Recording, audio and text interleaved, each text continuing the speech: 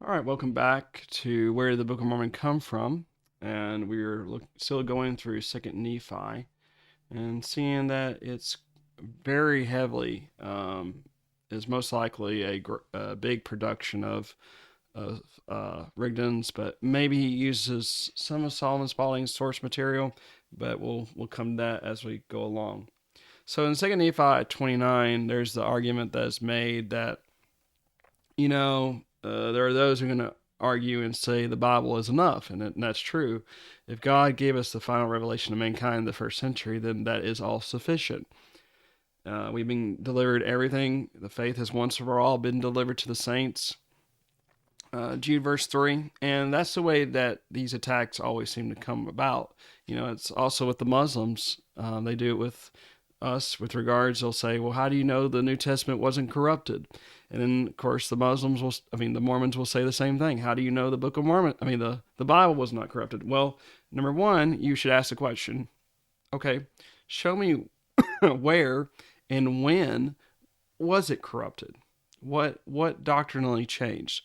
What did the Roman Catholic Church, which it talks about, if I remember right, the Great and Bible Church is the one that was able to change things. Well, all right, well, show me how it was changed. Because we have manuscript after manuscript after manuscript, and we should be able to find those major changes.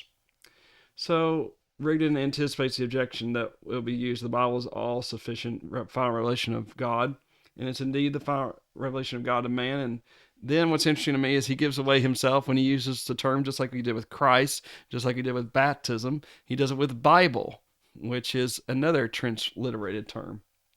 So interesting. How did that term get translated there from a reformed Egyptian text? And then we are in 2 Nephi 31, it talks about how baptism is necessary for salvation, in which that's what the Bible does teach, my friends. And Rigdon had learned this in March of 1828 and incorporated into the lost pages when that happened. And then, so let's go through a little bit what we might think is Spalding, or it could be all of Rigdon. It's hard to tell in Second Nephi. But as you can see, there's a historical narrative there. Nephi's used. Um, in Second Nephi 110 through 325, there's no and it came to pass, but that's the reason why is because it is sermon type theological content. But as you can see here, friends, there's a lot of verses that are used that are taken from the New Testament, which had not been written down yet. Then you got 2 Nephi 4, 1 through 14. Um, Possibly I think it's more stronger now, actually, when I first did this, that I think he is probably, this is all of Rigdon maybe, but I'm not positive. He may have used some Spalding source material, but honestly, it's hard to tell. Um, you can see 2 Nephi 7:8 is definitely that's from Isaiah. Look at here. Definitely no Spalding material, I don't think, from chapters 9 through 33. In fact, I know it has no and it came to pass because there's no historical narrative going on. But look at all the verses that are used, my friends. Look at 2 Nephi 25, and then, 2 Nephi 12 through 24 is the filler material of Isaiah. And then 2 Nephi 25, 1 through 33 is most likely Rigdon. So the came to pass phrases occur 70 times total in 2 Nephi. Out of those 17 times, 16 times it's all in all the Spalding read sections. If Spalding actually wrote that part, it's hard to tell. One time occurs in the section of Isaiah. There are none that occur in the blue sections. Children of Men occurs 36 times in 2 Nephi. And then out of 36 times, 35 times are occurring in that what I believe to be the sections that Rigdon edited. And occurs one time in the section of Isaiah. So I really believe that 2 Nephi is a highly saturated book from Rigdon. All right, let's look at a critique of Jacob. So it's J.M. Washburn says the book of Jacob, chapters 1 through 4, contains the preaching of the prophet of that name. The fifth chapter is that striking allegory, a gem in its own right. Guess it depends on how you look at it, right? Here, Jacob quotes from the prophet Zenos, apparently one whose writing in part made up the record of the brass plates. Chapter 6 is an explanation of the allegory and contains other material as well. Chapter 7 is entirely different, the narrative of Sherem. And then George Arbaugh, he says, Jacob also is largely a work of Rigdon, containing a lengthy discussion of the relation of the Jews and Gentiles, which is based on Romans 11:16 through 24. Three of the next four books are all very short, were apparently little changed by the editors. Enos, who was the son of Jacob, who wrote the preceding book, continues the record in his generation, and his son Jerom and grandson Omni likewise write books which are known by their names. The other of these four books, the Words of Mormon, have been thought to be the first book of the manuscript found, but this is incorrect. It contains Mormon's account of his abridgment of the whole Book of Mormon shortly before it was buried in the earth, and was written by Rigdon to explain that there was another set of plates containing the same material up to this point. During the process of translation, this opening part was stolen, and by inserting this book, Rigdon explained how he could produce another account similar to what had been stolen, but not identical with it. And then Grant Hardy says about this, we know that Nephi had children and descendants. Mormon lays claim to this distinction as late as the 4th century AD, but perhaps he only had daughters, in which case the next king may have been a son-in-law or even a grandson. It is curious that at exactly this moment when Nephi died, the descendants of Sam disappear entirely from the record. Jacob reports, now the people which were not Lamanites were Nephites, and nevertheless they were called Nephites, Jacobites, Josephites, Zoramites, Lamanites, Lemuelites, and Ishmaelites. Every male of that generation is accounted for except one. There are never any Samites in the Book of Mormon. At his deathbed, Lehi had blessed Sam, that his progeny would be combined with Nephi's. Blessed art thou, Sam, and thy seed, for thou shalt inherit the land like unto thy brother Nephi, and thy seed shall be numbered with his seed, and thou shalt be even like unto thy brother, and thy seed like unto his seed, and thou shalt be blessed in all his days. It may be that Sam's sons married Nephi's daughters. Nearly everyone would have married cousins in that generation, and then adopted the label of Nephites as they dropped their own father's name. So just an interesting thing I think Grant Hardy says there. As we have said before, Rigdon must be as big as possible as to not give himself away. An example of this is in Jacob 1:9. Now Nephi began to be old, and he saw he must soon die. Wherefore he anointed a man to be a king over him, and a ruler over his people now, according to the reigns of the kings. Well, what was the name of this man? And Hardy shares the same sentiment. Now Nephi had began to be old, and he saw he must soon die. Wherefore he anointed a man to be king and a ruler over his people now, according to the reigns of the kings. The people having loved Nephi exceedingly, wherefore the people were desirous to retain and remembrance his name. And whoso should reign in his stead were called by the people, 2nd Nephi, 3rd Nephi, and so forth, according to the reigns of the kings. And thus they were called by the people, lest them be whatever name they would. And it came to pass that Nephi died. Now, note that even at the end of his life, Nephi does not yet have a clear successor. He anoints a man who will then take on his name, perhaps as a sort of formal adoption. Elsewhere in the Book of Mormon, father-son successions are clearly noted both among the Nephites and the Lamanites, and this follows the pattern in the books of 1st and 2nd Kings in the Bible. The description of the next king after Nephi is an anomaly. And I would agree with that. Hardy states, we know that Nephi had children and descendants. I said that part, sorry.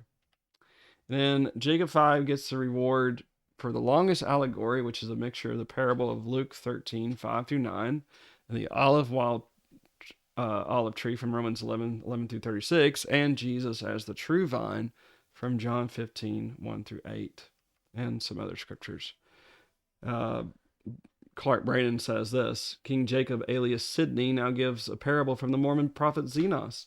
The terse, beautiful parables of our Savior concerning the unfruitful tree, the husband and his vineyard, Paul's parable of the olive tree, that would cover not a page of the Book of Mormon, are diluted, caricaturated, and mixed and spread all over 8 pages, as only highfalutin Sidney could do it. In his awkward attempts to imitate the authorized version in style, he begins 30 sentences on those 8 pages with, and it came to pass, 31 with behold, beheld, and beholdest occur nearly a score of times each, wherefore, and thereof, nearly as many times. These cant words of the writer compose a large portion of the parable from Zenos. And as you can see from in the book of Jacob, there is a lot of from the New Testament that is mentioned there. Even in Jacob 7:27, which very interesting enough, if I remember correctly, manuscript story actually has the word adu in it. Interesting enough. But how did a French word come to be translated from a reformed Egyptian text? And then Washburn goes on to Enos.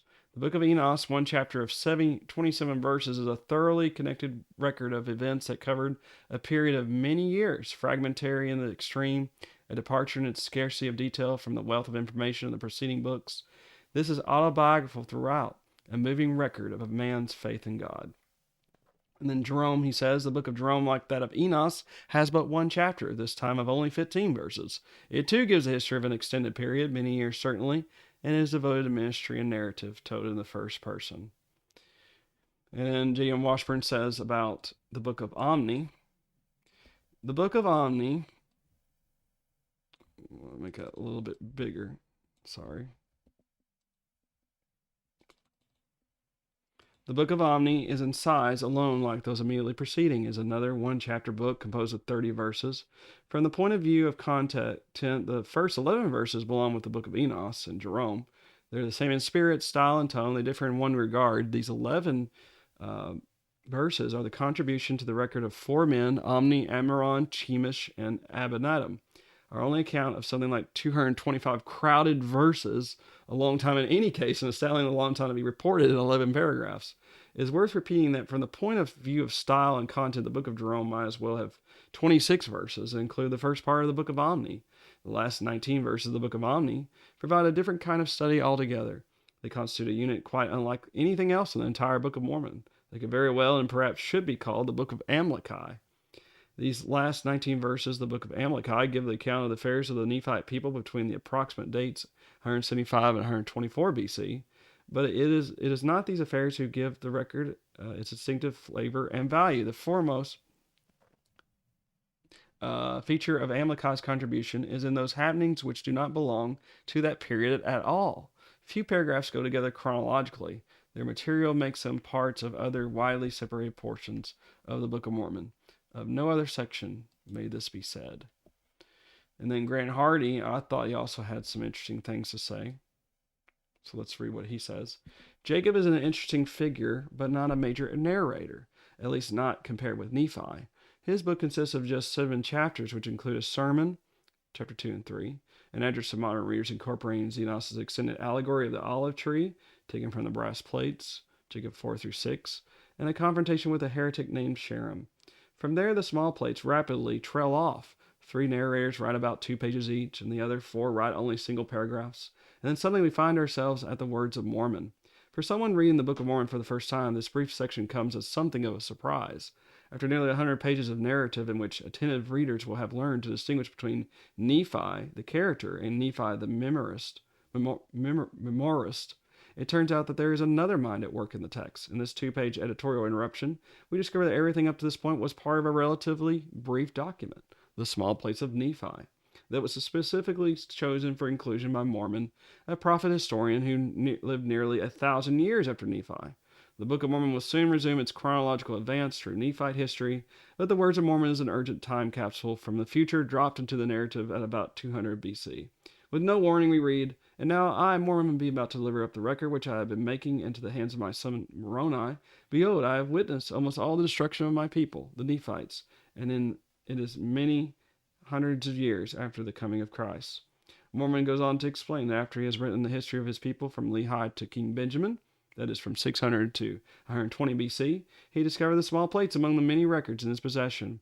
He was so taken by its prophecies of Christ, many of which have been fulfilled, that he incorporated those plates into his own history as an addendum of sorts. From the Words of Mormon on, most of the Texas Mormons edited abridgment of the primary record of the Nephites, the large plates of Nephi. Then we have the Braden Kelly debate, in which Braden says, on page 137, we have another miracle.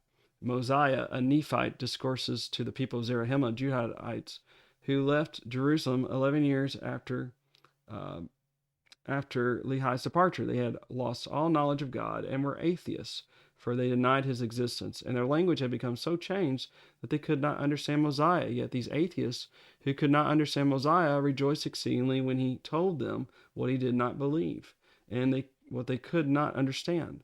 Now we will call attention to one of the most gigantic of blunders in this bundle of blunders, the Book of Mormon. We are told on page 137, and it came to pass that after the people were taught the language of Mosiah, Zarahemla, their chief, gave a genealogy of his fathers, according to his memory as they were written.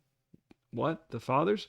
But not on these plates. And it came to pass that the people of Zarahemla, the chief, and Mosiah, the chief, did unite together, and Mosiah, the chief, was appointed to be their king.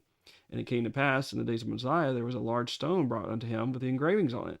And he did interpret the engravings by the gift and power of God. And they gave on account of one Coriantumr and the slain of his people. And Coriantumr was discovered by the people of Zarahemla, the chief, and he dwelled with them, the subject of the chief of Zarahemla, for the space of 9 moons.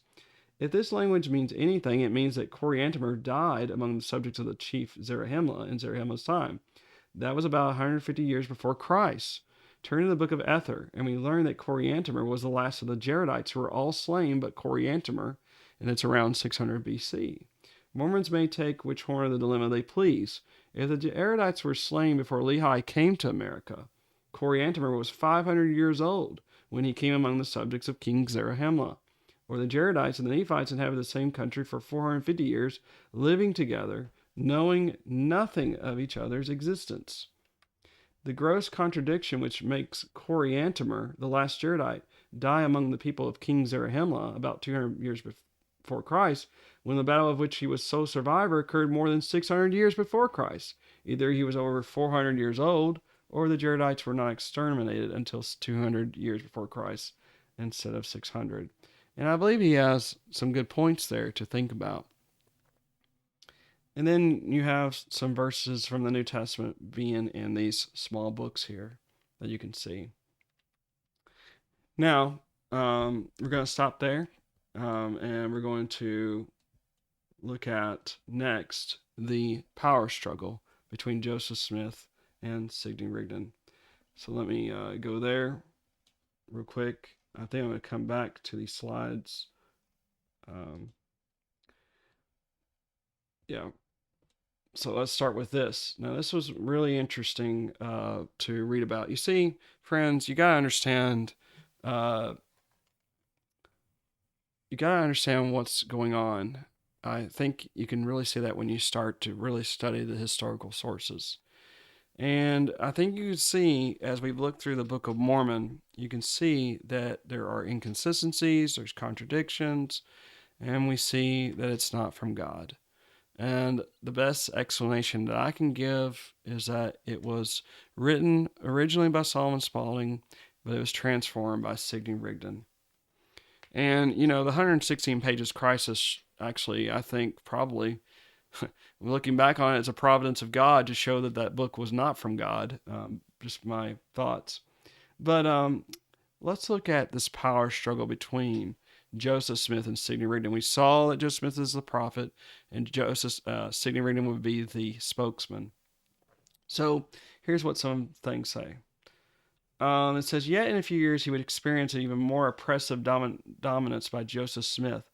Alexander Campbell was an organizer and theologian, but Smith was the revelator through whom God himself spoke. Campbell could be questioned or even argued with, but not Smith. As John Lee was to say later, Rigdon eventually evolved to being the mouthpiece of Joseph Smith, as Aaron was of Moses in olden times. Van Wagner says, the window of opportunity during which Rigdon achieved co-equal billing Joseph Smith lasted from 1831 to 1839. During this era, he and the prophet, both gifted visionaries, jointly developed the church's infrastructure and its governing agenda. Retrospectively, the duo seemed mismatched. Rigdon was highly educated, well-read, while Smith possessed only a rudimentary education. Rigdon was pessimistic, while Smith demonstrates a joie de vivre. I think that's how I don't know if you say that in French, I don't know. Sorry. Smith was remarkable for his charisma, Rigdon for his eloquence. But despite occasional friction, they were virtually inseparable. Notice this, their burdens, in fact, were their bonds. that Rigdon could have been merely sending a scribe, a penman whose sole function was to take down dictation for the Joseph Smith translation, is implausible. A biblical scholar with a reputation for erudition, he was more steeped in biblical interpretation than any other early Mormon, despite his common school education. And then Stephen Shields, I think, writes a really interesting article here. So let's read what he had to say. And he is a LDS scholar, so he's really studied the history, and I just find it fascinating what he has to say. He said, for historical and theological purposes, then I argue that the academic community should adopt the term Smith-Rigdon movement in their studies and publications. Sidney Rigdon's importance to the movement cannot be overemphasized. When Smith and Rigdon met late in 1830, they formed a partnership, resulting in a merger of two independent movements. This had been several months in the making from the time some of Rigdon's followers began to believe in the new revelation, represented by the Book of Mormon. Smith's was a loosely organized collection of fewer than 300 people scattered around the border area of upstate New York and Pennsylvania. Rigdon's was a network of several congregations and hundreds of members. The Doctrine and Covenants and other sources clearly demonstrate that Sidney Rigdon was not second to Joseph Smith, but an equal partner. And then he says, the Smith-Rigdon partnership merged two distinct religious bodies and created a new one that contained features of both. They built on those foundations. Neither leader gave up cherished basic principles. Rigdon brought communalism and a fervent belief in gifts of the Spirit. Smith had the new revelation and oracles from God. Rigdon also brought a refined understanding of the Bible and theology.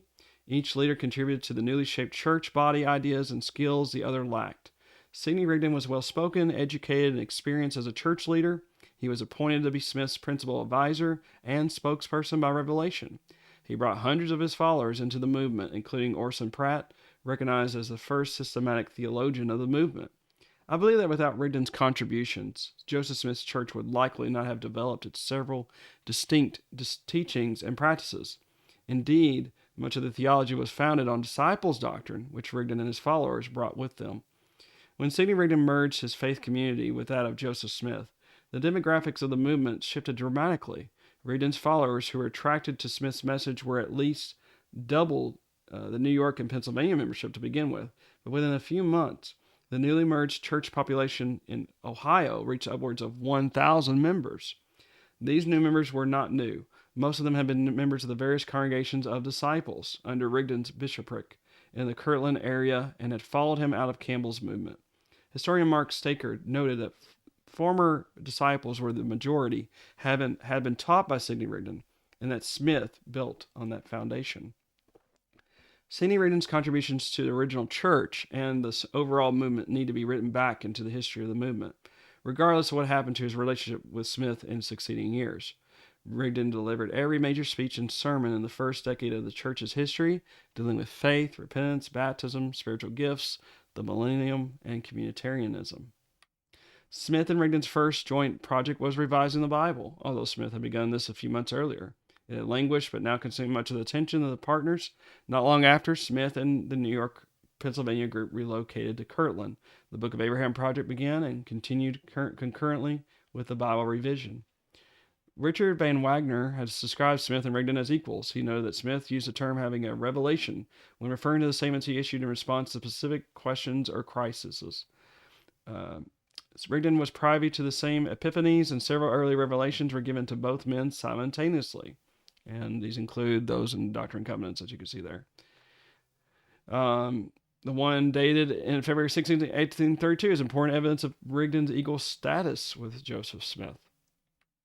Further confirmation of Rigdon's equal status is found in Doctrine and Covenants 87, dated March 8, 1833. The text declares that both are 90 SLC, Salt Lake City version. The text declares that both Sidney Rigdon and Frederick D. Williams are counted as equal with Joseph Smith in holding the keys of this last kingdom. Williams, as noted earlier, was also a former disciple. Rigdon laid the foundation for educational pursuits that became a hallmark of the original church and for many of its successor denominations. Smith and Rigdon blended their views of communitarianism.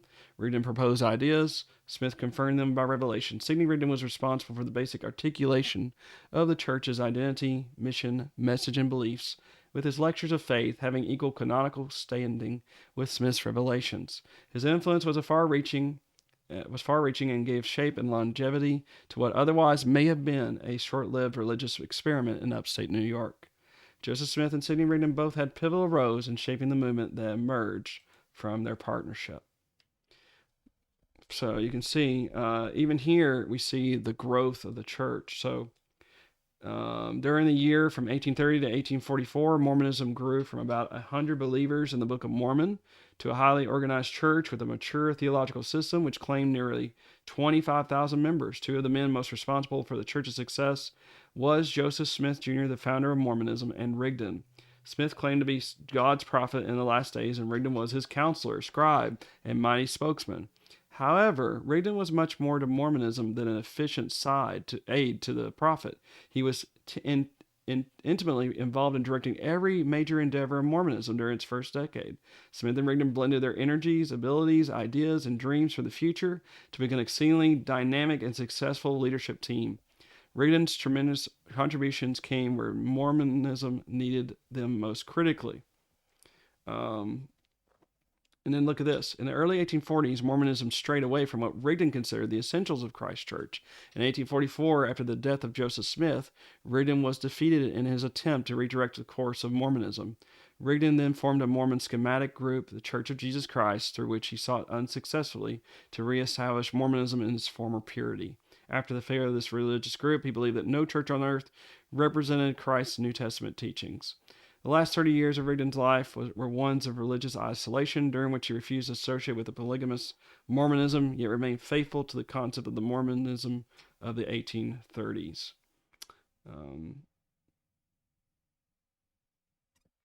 Trying to think of anything here.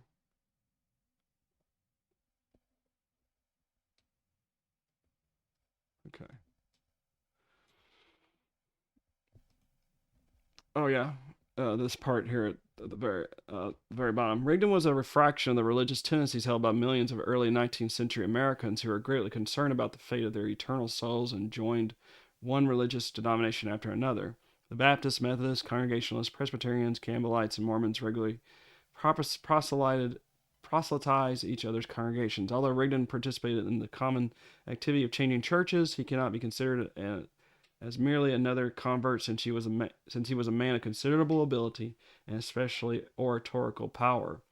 Rigdon changed the entire course of Mormon history when he persuaded Smith to move the headquarters of the church from New York, where it was stagnating, to the Western Reserve, where Rigdon's reputation and influence provided the sect with the conditions necessary for rapid growth. That's why I was saying about would Mormonism really had grown if it had not moved to Kirtland. Something to think about. Um, Interesting. It says, yeah. So Mormon missionary activity in the Western Reserve was such a great success that in 2 or 3 weeks from our arrival in the neighborhood with the news, we had baptized 127 souls, and this number soon increased to 1,000. Rigdon's conversion, the missionary aftermath which followed, transformed Mormonism from a sect of about 100 members to one which was a major threat to Protestantism in the Western Reserve. And then this one here.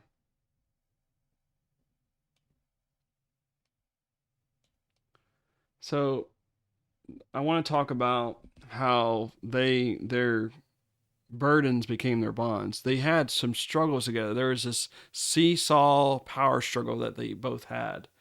Notice that they both were part of this banking scheme, basically.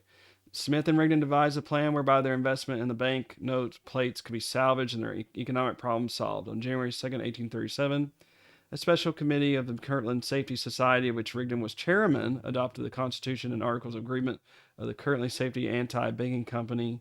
To avoid wasting money, the prefix anti and the suffixing company were stamped on the bills. Rigdon had been the president of the Kirtland Safety Society, and he became the secretary of the Anti-Banking Company. Exactly how much specie the bank owned has not been recorded, but the 180 stockholders who were charter members paid for most of the stock with land. And here's one of those power struggles here, friends. The first test of Rigdon's loyalty came early in their relationship. When Rigdon's communal experiment yielded a plethora of problems for the saint, Smith terminated the effort with a revelation on February 9th, 1831. Since Sidney Rigdon had made a clean break with Alexander Campbell over the issue as well as others, it seems reasonable to believe that he privately disagreed with the move and may have even resented it. However, his alternatives were few. As McNairan expressed it, actually he had little choice. Either accepted Smith as a prophet and obeyed the revelation, or he rejected both. And then secondly, then there was times of personal rebuke and even public censure, which certainly must have grated on Rigdon's pride. On one Sunday in Far West in 1838, while solemnly waiting a siege by the Missouri militia, Smith supposedly challenged his men to a wrestling match. After Smith left the ring and others continued to wrestle, Rigdon showed up, sword in hand, and excarcerated them for breaking the Sabbath. When the men appealed to the prophet to intervene, he did so on their behalf. John D. Lee, later infamous for his part in the murder of overland tourists in the Mountain Meadows massacre, recorded the proceedings. The prophet walked into the ring and said, as he made a motion with his hand, "Brother Sidney, you had better get out of here and let the boys alone. They are amusing themselves according to my orders. You are an old man. You go and get ready for the meeting and let the boys alone." Just then, catching Rigdon off his guard as quick as a flash, he knocked the sword from Rigdon's hand and then caught him by the shoulder and said, "Now, old man, you must go out or I will throw you down."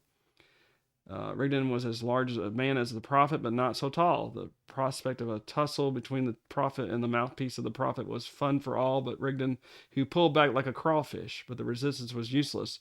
The prophet dragged him from the ring, bareheaded, and tore Rigdon's fine pulpit coat from its collar to the waist, and then he turned to the men and said, "Go on, boys, and have your fun. Have it to say that you shall never get you out of. I got you into any trouble that I did not." Rigdon complained about the loss of his hat and the tearing of his coat. The prophet said to him, "You are out of your place. Always keep your place and you will not suffer. But you got a little out of your place and you have suffered for it. You have no one to blame but yourself." After that, Rigdon countermanded the orders of the prophet. To my knowledge, he knew who was boss. Then you got the personal conflict between Rigdon and Smith centered around a scandal involving the alleged attempt to seduce Sidney's daughter Nancy. The prophet's conduct toward Miss Rigdon had become one of the mute questions of Mormon history. Dr. John C. Bennett, the Rigdon family's physician, described Nancy Rigdon as a beautiful girl of irreproachable fame, great moral excellence, and superior intellectual endowments. The sworn testimony concerning the scandal has varied so much that the truth may never be revealed. But what Rigdon believed happened was quite clear. He felt that his daughter was propositioned by the prophet. John W. Rigdon, Nancy's younger brother, retold the family's version of the event. He claimed that Joseph the prophet made a proposition to my sister Nancy Rigdon to become his wife. So it's possible that this happened. John Rigdon, Nancy Rigdon apparently did not inform her parents of the incident until she received a letter allegedly dictated by Smith, but written and delivered by William Richards, his secretary. Richards' reputation has been soiled because since February of 1842, he had been living with Nancy Miranda Hyde. Richards' wife was away in Massachusetts, and Apostle Hyde was on a mission in the Holy Land. Bennett, who published what he claimed to be the letter from Smith to Miss Rigdon, stated that the prophet had instructed her to burn it. Supposedly the letter was an attempt by the prophet to convince Nancy Rigdon to obey his instructions to become his plural wife. Let me see here.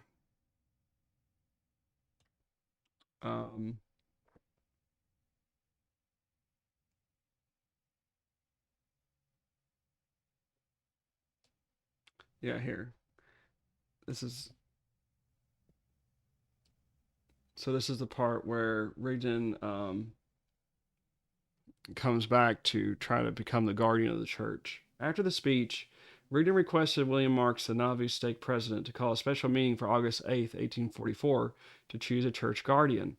Brigham Young had returned to Nauvoo and sought a common front with apostles Kimball, Woodruff, Richards, Taylor, White, George A. Smith, and the Pratts in opposing Rigdon's guardianship. August 7th, 1844, both Young and Rigdon appeared before a general council including the apostles, the stake high council, and the quorum of high priests. Rigdon declared, I propose to be a guardian to the people. In this I have discharged my duty and done what God has commanded me, and the people can please themselves whether they accept me or not.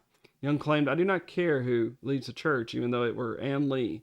But one thing I must know, and that is what God says about it.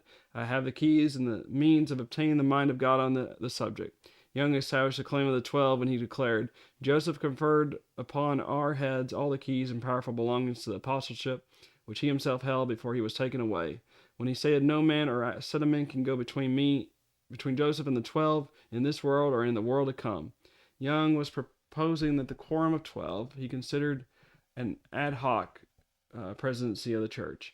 Young made every effort to remind the saints that Smith had rejected Rigdon in 1843 and had no intention that Rigdon should succeed him as leader of the church.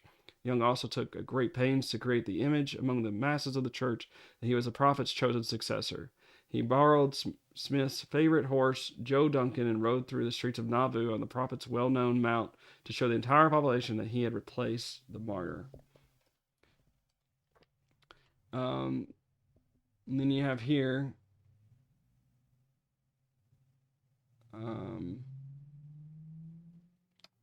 trying to think of where I wanted to talk to you about.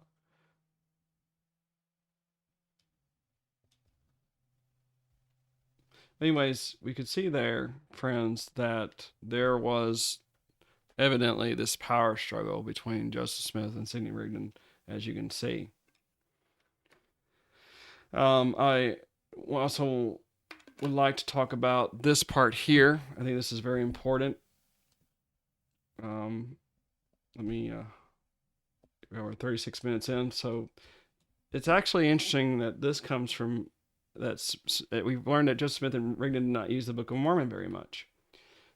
Terrell Given says Joseph Smith apparently also believed the message was the manner of its coming forth, or he would have spent some time writing or preaching about the Book of Mormon's content instead of repeatedly talking about how he produced it. During the 7 years of the church's Nauvoo period, when Joseph was preaching in public or on a regular basis, the hundreds of recorded pages of his sermons contain only a handful of brief allusions to the Book of Mormon, and none of them involve sustained discussion of doctrine or any other content. Of Joseph's trip to Washington during that period, a reporter captured what seemed to be a typical pattern. He took good care to say but little about the Book of Mormon. He averred, however, that nobody wrote it but him. Reviewing almost 2,000 articles and publications on the Book of Mormon going back to 1830, two researchers affirmed this tendency on the part of many speakers and writers merely to mention the Book of Mormon without entering into meaningful discussion. The Apostle William McClellan, as we saw, placed little emphasis on the doctrinal content of the Book of Mormon, making prophecies of its coming forth, evidences of its truthfulness, and testimony of its worth by far the most frequent topic in his sermons. According to the Spalding-Rigdon theory, Sidney Rigdon spent years of time. I want to deal with what Roper and Field says here. According to the Spalding-Rigdon theory, Sidney Rigdon spent years of time, deception, and effort forging a lengthy work of fiction in the hopes of using that book as a tool to found a religious scheme. If so, then it's strange that he rarely used it. Rigdon's published writings between 1830 and 1846 reveal a writer preoccupied with the need for continuing revelation, miracles, gifts, and prophecies of the latter days, the restoration and the millennium, but not interesting enough with the Book of Mormon. Rigdon traveled with Joseph Smith in late December 1831 and January 1832 on a brief mission in which he publicly spoke on the subject of the Book of Mormon and defended it. He clearly believed the book to be true and was willing to defend it, but he rarely, if ever, quoted from it or used the text to defend and support his arguments. When he mentioned the Book of Mormon at all, it was in general context of decrying critics or denying having had anything to do with its origin. This is particularly noteworthy in contrast to the writings of W. W. Phelps, for example, who seems to have been infatuated with the Book of Mormon, speaking of it and citing it frequently. Rigdon's relative neglect of the Book of Mormon would be surprising had he been responsible for its production. Now, when we look at that argument there, perhaps, one, I'm glad that they admit that Rigdon did not use the Book of Mormon in regards to doctrinal content, right? And,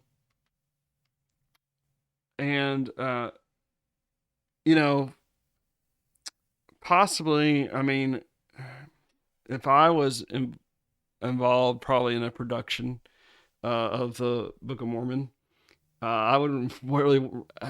To be honest, I don't think I would have much to do with it much either. Having read it many times, to be honest. Um, there's not much I can say about that. But I mean, clearly they actually admit, as it says, they do not use it very much. Um, so we're gonna stop there for now, and really appreciate you watching. Thank you so much.